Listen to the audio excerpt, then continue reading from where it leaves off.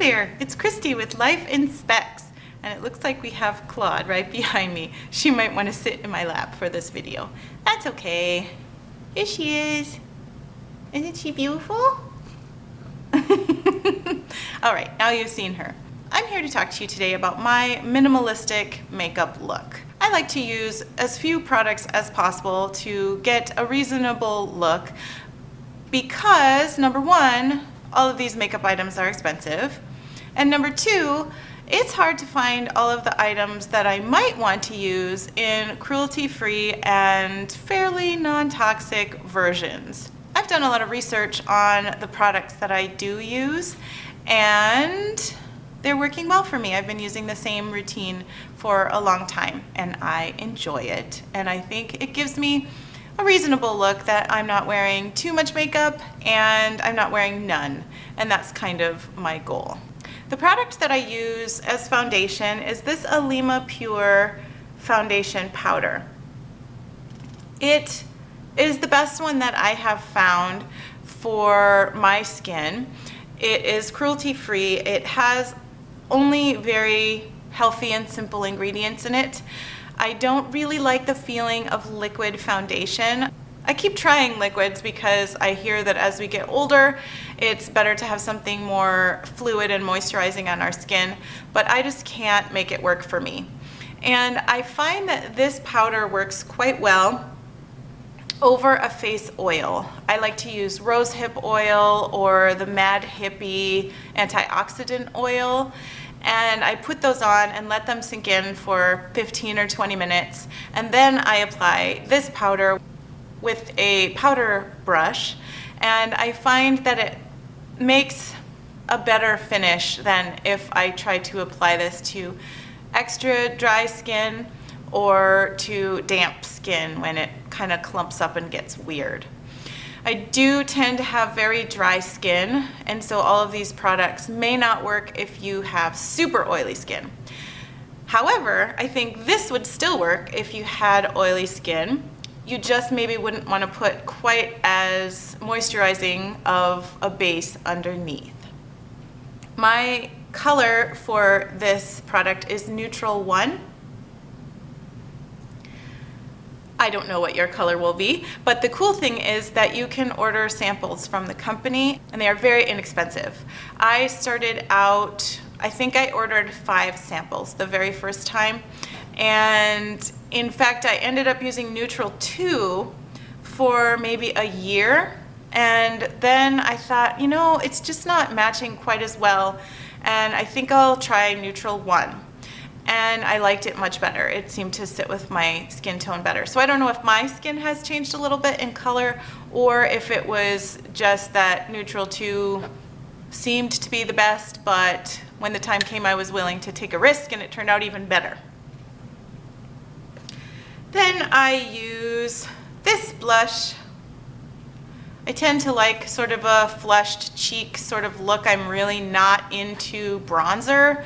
I don't dig it. I think it makes people look dirty. It's a really dark brown. I don't have the right skin tone for it. I tend to be pretty pale, and I prefer to have a fresh, flushed cheek as if I've been outdoors in a chilly day. Not that we really have those here in the Arizona desert, but I can dream.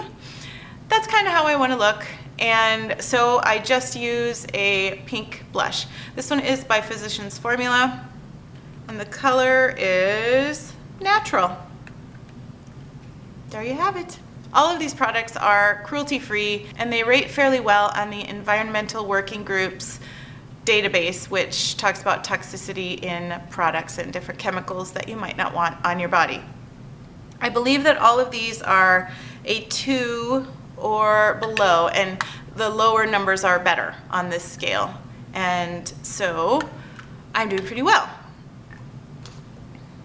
I use then an eyeshadow primer.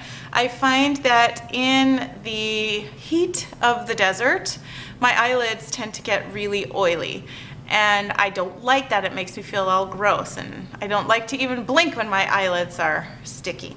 So I use this eyeshadow primer. It comes out just out of this little tube, and I dab it on my eyelids as gently as possible so as not to create extra wrinkles.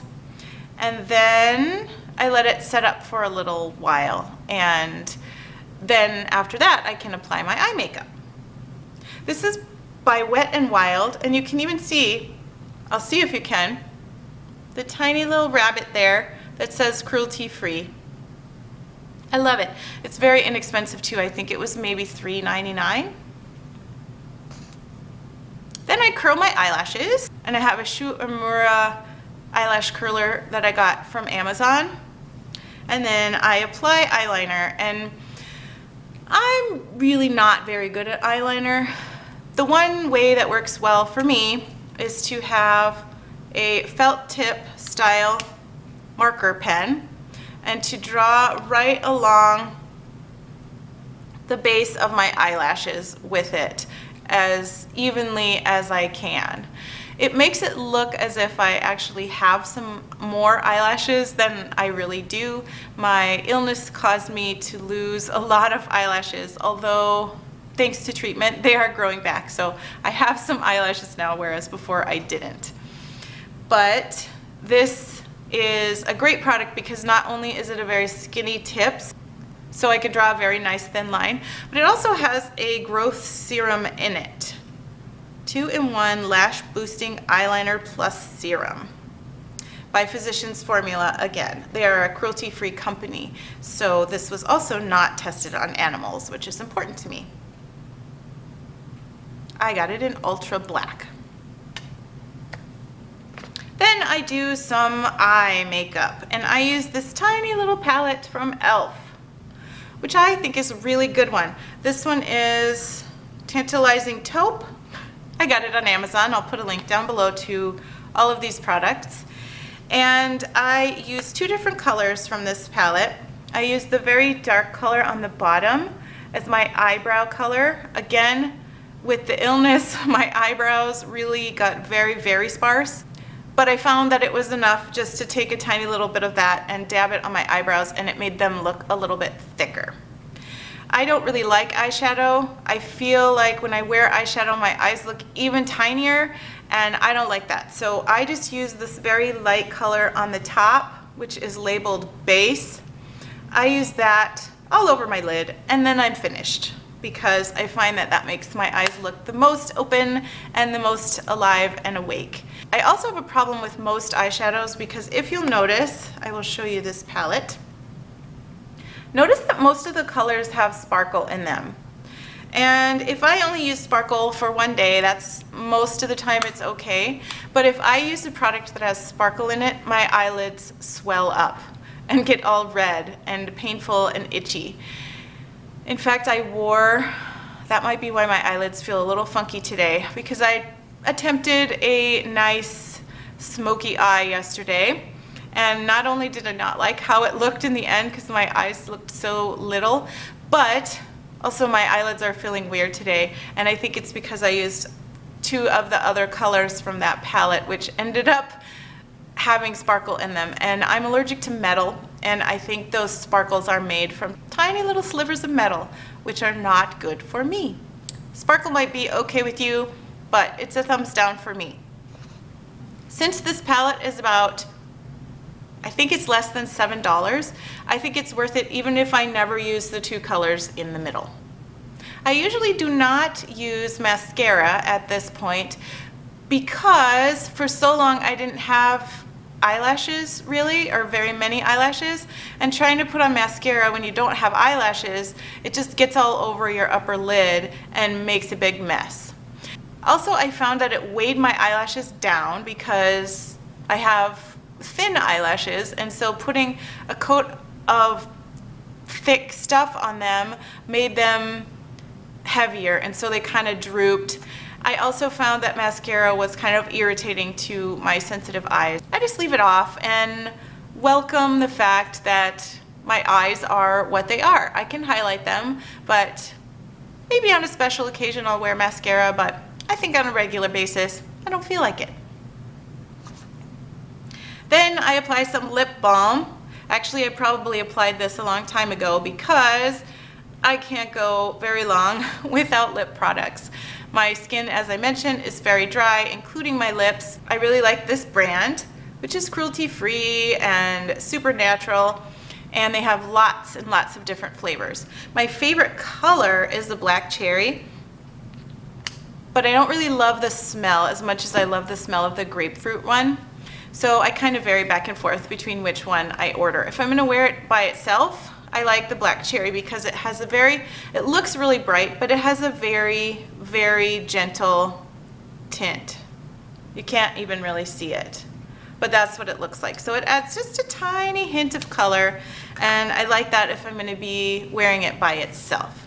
Most of the time though, I put something over it, and I use this Mineral Fusion lip pencil lipstick. What do they call it? Lip tint. And it is kind of a tint. I'm wearing it right now. This one is called Smolder. I also have one in the color Shimmer, which is a really pretty, kind of sparkly light pink. This spring I seem to really want a slightly bolder lip, and if they made the right color red for me, I would really be wanting a red one for winter. I feel like I'm ready for a red lip again. That is my routine and my products. So it looks to me like I have 1, 2, 3, 4, 5, 6, 7 products that I use on a daily basis. That's not too bad. Not too much money. It's fairly non-toxic, pretty easy to apply, and I feel ready to go out and face the world. I hope this was helpful to you, and I'll see you in my next video. Bye!